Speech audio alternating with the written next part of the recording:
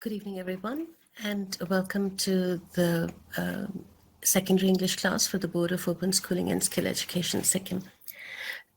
Today, we are going to do chapter number 9, that is note-making, summarizing, and subtitling. Okay, let's begin. We've already done a bit of the introduction in the last class, but anyway, to do a quick recap.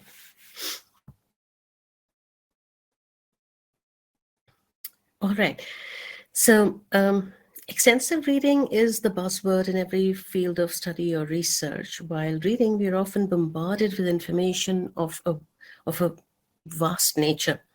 It often becomes difficult to recall all the key points of a passage or an article that we might have read. So for the sake of convenience, we make notes and we summarize it and make notes in a manner that it's easily accessible. And we are able to, do a recap of the whole thing, the paragraph or the passage or the whole chapter, simply by looking at those notes. Note-making is a means to capture the key ideas of a given passage in an easily readable, logically structured format. And the style is fairly casual, and we are allowed to use abbreviations. The key to abbreviations is given at the end of the task. So the learning objectives of this lesson are: you make notes of the study material, you learn how to make notes of the study material, and you would know how to summarize the text, provide the title and the subtitle, and identify the main theme and points of any given text. Okay, so first we need to ask ourselves, what is the purpose of note making? So that we can revise our lessons quickly before the exams. And if we want to write any report, or we want to write an essay, and then we first quickly make some notes and then develop the essay or the paragraph around those notes. To plan a speech or any lecture, to convey any message only by giving important details, and to make a presentation, and to summarize any text that you've read. It could be, let's say, even if you have to write a book review. So if you have notes, it makes it so much more easier. Okay. So how do we make notes? First of all, the important information is underlined. Sometimes if you cannot underline, and you can just note down the page number and the paragraph quickly. Read the passage again, asking yourself questions and answering them as you read. So this is only to ascertain that you are understanding what the main point here is. With the help of the answers, note down the main. This is what I'm saying. Write the points without full forms of the verb. 2 or 3 related ideas can be combined into one point. Use of colons and use of the long dash is there, and then go over the facts and you number them. And finally, you revise and see if they've numbered correctly, and if you haven't missed anything, or if there are similar kind of points that they are all grouped together. So what are the characteristics of note making? Notes, they're not written as long sentences, so you can ignore the grammar bit when you are making notes. They're not written in grammatically correct sentences. They're much shorter than the original text. The main points and the supporting details are distinguished. Many unimportant words, helping words, they are usually dropped out. And then you condense it further by using abbreviations and basically writing it as short as possible, so as to not create, but it should also not create any confusion for you when you're going through your notes. And so when we say make very short ones, so try to keep it to 5 words, like each sentence, because, and remember, you're not writing grammatically correct sentences. So 5 words is enough to convey what you want to. And try to complete the notes within 4 to 5 headings. This, of course, is subjective. And notes should be presented in a systematic manner that brings out the structure of the original text. This, of course, has to be kept in mind, because, again, when we're making notes, they have to correspond to the text. The notes cannot be something entirely different from the text that you're reading. Heading and supporting details are numbered. Finally, the summary is prepared on the basis of the notes prepared. It should not exceed the limit of 80, or normally 100 words, the summary that you make, okay?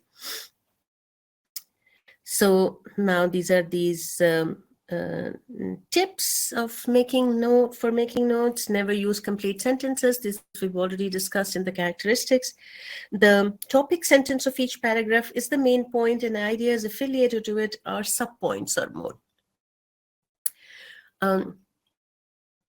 This is depending if those subpoints are needed. Those subpoints are there only if the need is there. Each subpoint may or may not have supplementary ideas, which become sub-subpoints. Provide an appropriate title and include a minimum of 4 to 6 distinctly different recognizable short forms, that is, the abbreviations of the words given in the text. And then you remember, please, that you have to give a key to the abbreviations at the end of notes that you make. And cover all the important points in the notes meaningfully to prepare the abstract or the summary in about 80 to 100 words. Write the summary in, but when you're writing the summary, then of course you'll write full sentences and grammatically correct sentences. Those are not like notes.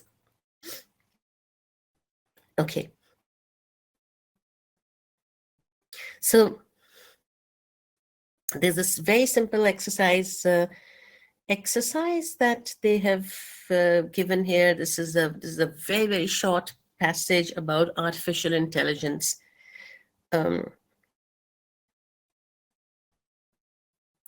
Okay.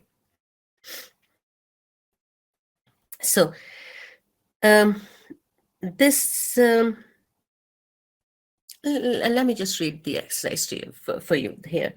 Artificial intelligence, AI as it's called, is making a difference to how legal work is done, but it isn't the threat it is made out to be. AI is making impressive progress and shaking up things all over the world today. The assumption that advancements in technology and artificial intelligence will render any profession defunct is just that, an assumption and a false one. The only purpose this assumption serves is creating mass panic and hostility towards embracing technology that is meant to make our lives better. So, okay, this is a very small paragraph. And first you give a title for this small short note, and then you make notes using headings and subheadings. No summary here, just the notes, okay? Now let's come to summarizing. Summarizing follows note makings, and it is the selection and paraphrasing information of the original source. This is done by analyzing the paragraphs or the passages in order to formulate a plan of writing. So when we have notes in front of us, it becomes very easy to expand on that, which is what I I tell my students that when you have to write a passage or you have to write an essay or even a letter, so just jot down the main points that you want to include in that, because once you have those main points jotted down, um, it, and then you're expanding on it, you'll be able to come up with a more coherent and cohesive paragraph or a passage or even an essay, so that it'll flow more smoothly, rather than that you just start to write and then you don't know, you're not too sure of what is going to follow, and then it doesn't read well, really. um,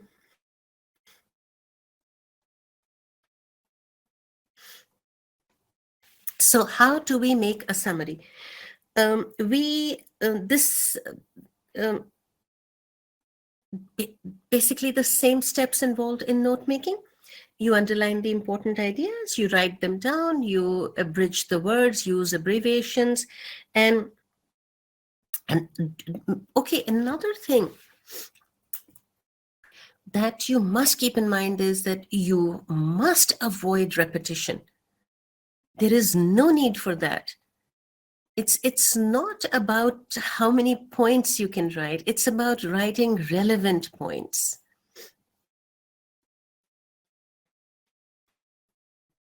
Okay, so we need to be precise in our expression, and we have to, and the summary has to contain the main. It has to, again, like, correspond to the original text. All right. Now,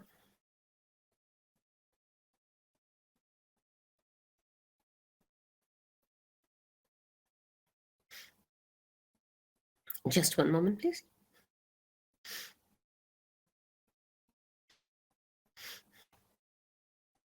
All right, let's do the simple one first. Okay.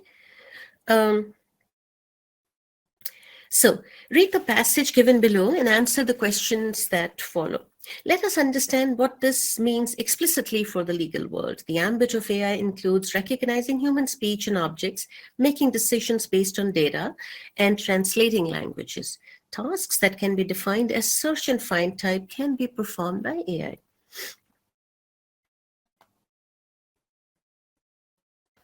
Introducing AI to this profession, the legal profession they're talking about, will primarily be for the purpose of automating mundane, tedious tasks that require negligible human intelligence. The kind of artificial intelligence that is employed by industries in the current scene, which extended to the law, will enable quicker services at lower prices. AI is meant to automate a number of tasks that take up precious working hours. Lawyers could devote the hours that the lawyers could devote to tasks that require discerning, empathy, and trust, qualities that cannot be replicated by even the most sophisticated form of AI. The legal profession is one of the oldest professions in the world, thriving over 1,000 years. Trust, judgment, and diligence are the pillars of this profession. The most important pillar is the relationship of trust between a lawyer and clients, which can only be achieved through human connection and interaction. So, on the basis of your understanding of the above passage, make notes on it using headings and subheadings.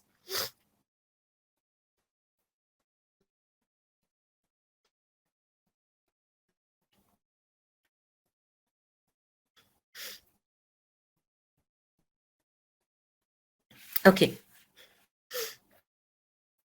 So, the next one is again on similar lines, much shorter. And while artificial intelligence can be useful in scanning and organizing documents pertaining to a case, it cannot perform higher level tasks such as short decision making, relationship building with valuable clients, and writing legal briefs, advising clients, and appearing in court.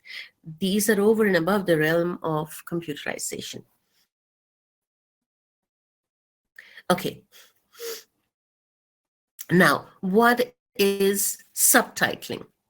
The purpose of subtitling is to convey the main idea or theme of each section of a long piece of writing, because when you subtitle it, it only makes it easier for you when you are going through your notes for an examination, uh, because it just renders more clarity. It helps the reader know at a glance the subtopics that are being addressed. Giving suitable subtitles, it helps break the monotony of reading long passages.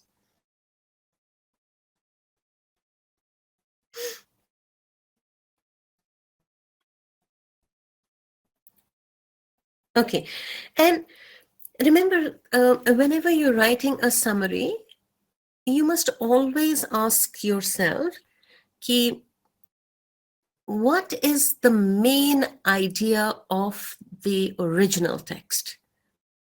Because your summary must be about that.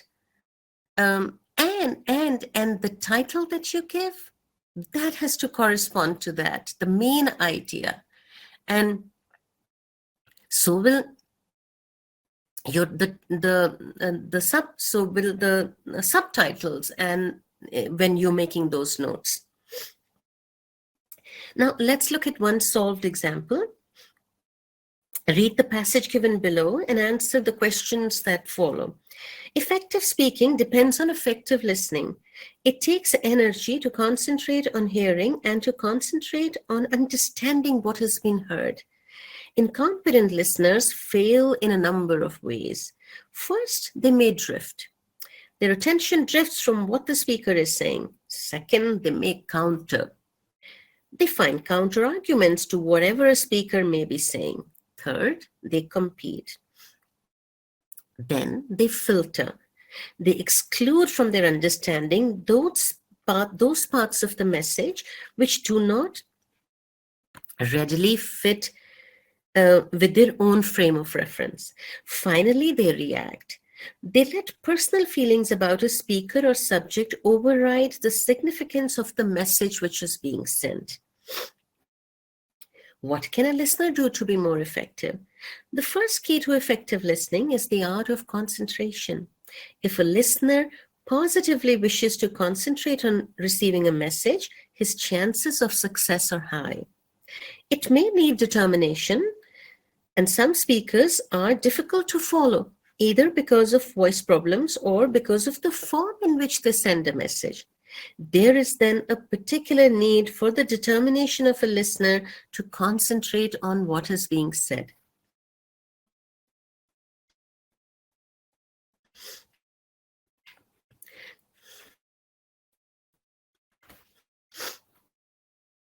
Concentration is helped by alertness. Mental alertness is helped by physical alertness. It is not simply physical fitness, but also positioning of the body, the limbs, and the head. Some people also find it helpful to their concentration if they hold the head slightly to one side. I think I'd probably do that. One useful way of achieving this is intensive note-taking, by trying to capture the critical headings and subheadings the speaker is referring to. Note-taking has been recommended as an aid to the listener. It also helps the speaker. It gives him confidence when he sees that listeners are sufficiently interested in taking notes. The patterns of eye contact when the note-taker looks up can be very positive, and the speaker's timing is aided. He can see when the note taker is writing hard and can then make effective use of pauses. Posture too is important. Consider the impact made by a less competent listener who pushes his chair backwards and slouches. An upright posture helps the listener's concentration. At the same time, it is seen by the speaker to be a positive feature amongst his listeners.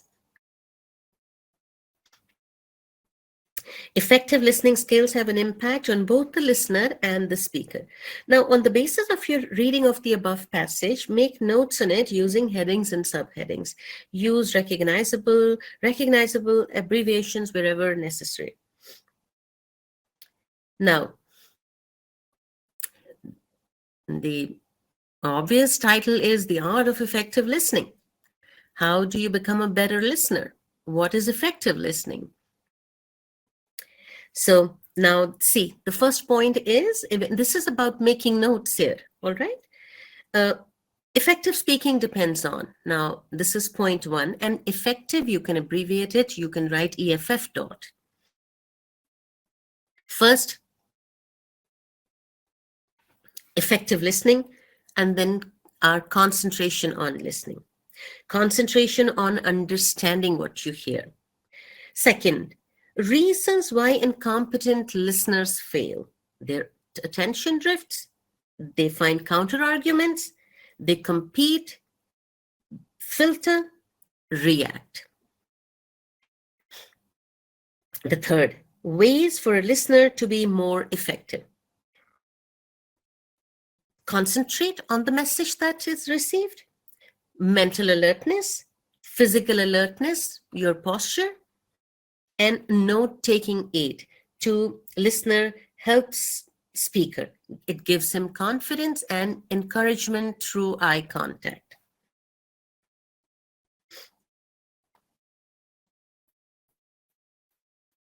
Fourth, the importance of posture.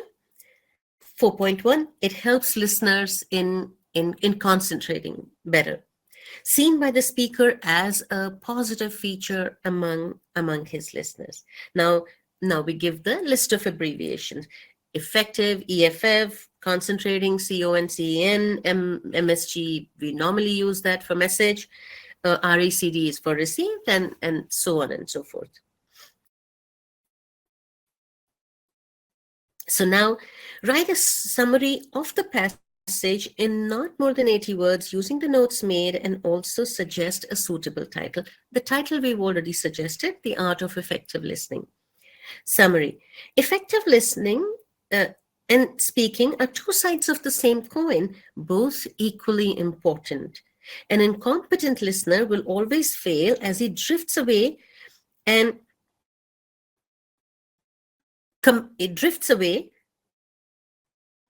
competes, and finally filters what the speaker is saying. To be a good listener, concentration is important, combined with mental and physical alertness. The importance of other factors like note-taking and posture cannot be ignored. All these are effective listening skills and are viewed as a positive feature by the speaker among his listeners. They have an impact not only on the listener, but also on the speaker. So, you see now how much easier it is to write down a summary by just looking at these the notes that you've made, that those points, these bullet points that you've made. It makes it so much easier. Okay, now this we have this short passage about artificial intelligence, and you can you try making notes on this.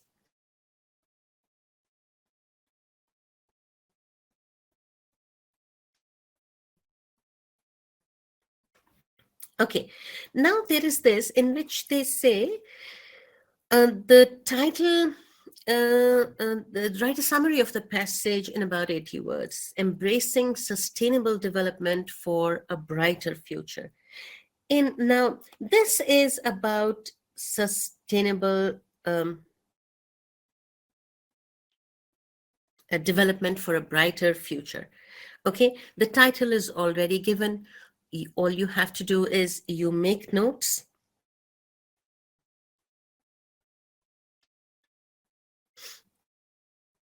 Although they're not asking for notes, they are saying write down a summary, but it would be much easier for you to write down the summary if you have these notes ready with you.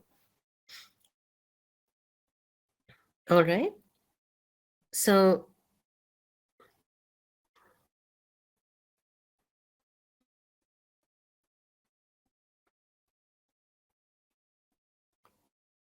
okay, Let's read this paragraph and see if there are any difficult words or something that we need to discuss. All right.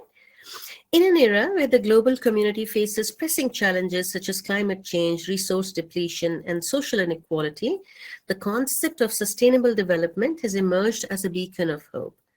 As students, you are the torchbearers of change, entrusted with the responsibility to shape a future that is not only prosperous, but also environmentally and socially responsible.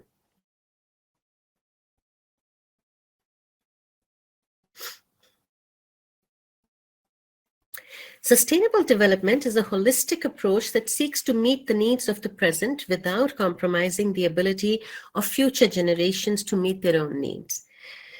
It revolves around three interconnected pillars: economic development, social equity, and environmental conservation. Striking a delicate balance among these pillars is essential for creating a world where prosperity is inclusive and the planet thrives for generations to come. At the heart of sustainable development lies the recognition that economic growth must be pursued responsibly. As students, you are the architects of innovation and progress. Embrace the challenge of finding solutions that do not deplete finite resources or harm the environment. Consider the societal impacts of your actions. Champion inclusivity and diversity, recognizing that a truly sustainable society leaves no one behind.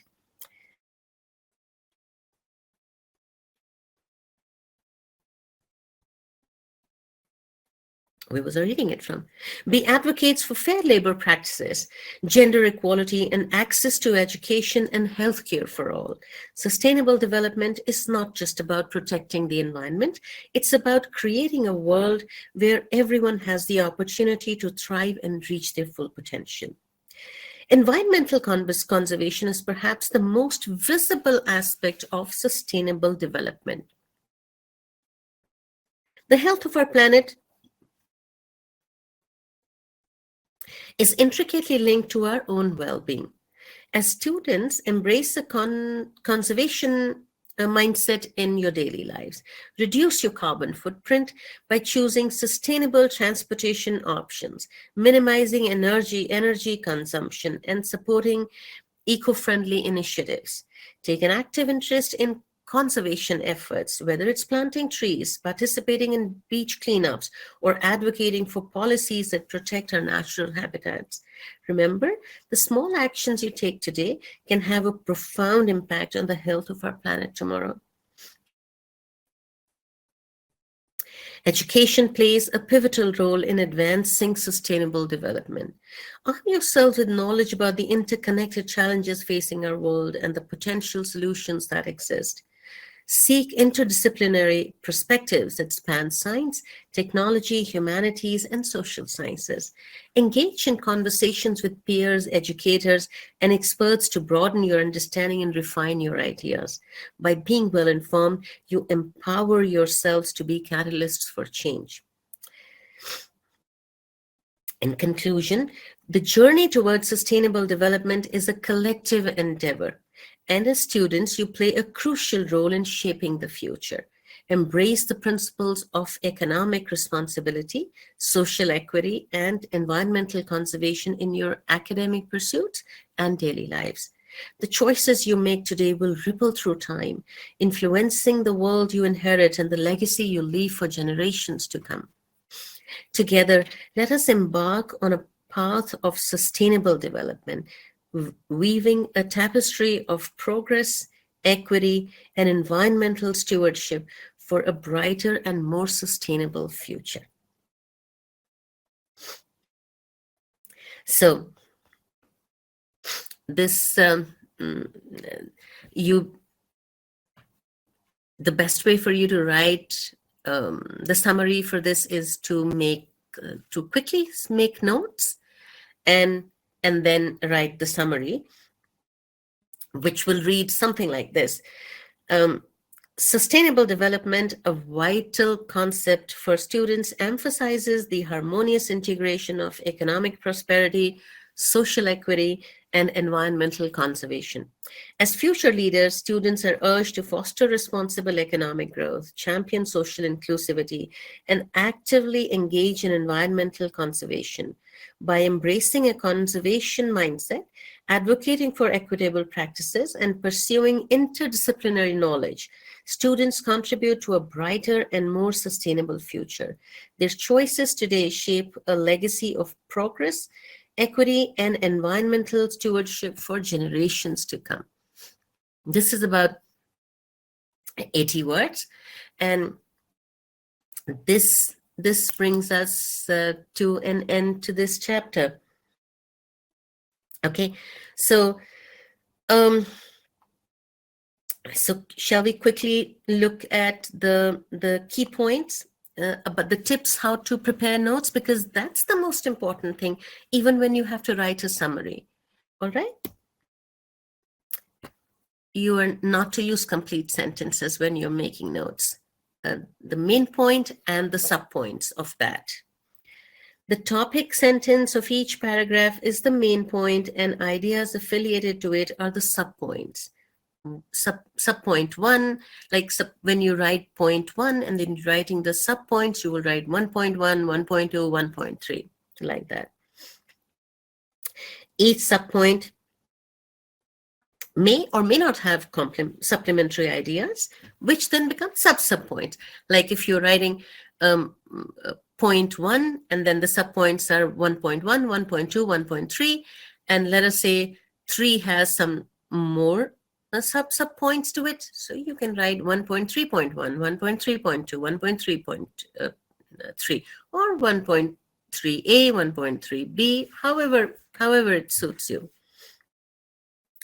The title, of course, and but you're not always asked to give a title, but you must have that clarity in your mind how you have to do it. Then include a minimum of 4 to 6 distinctly recognizable short forms, abbreviations of the words. So because you are not writing complete sentences, grammatically correct sentences, and you're using abbreviation, and you'll have to give a key at the end about the abbreviations that you're using.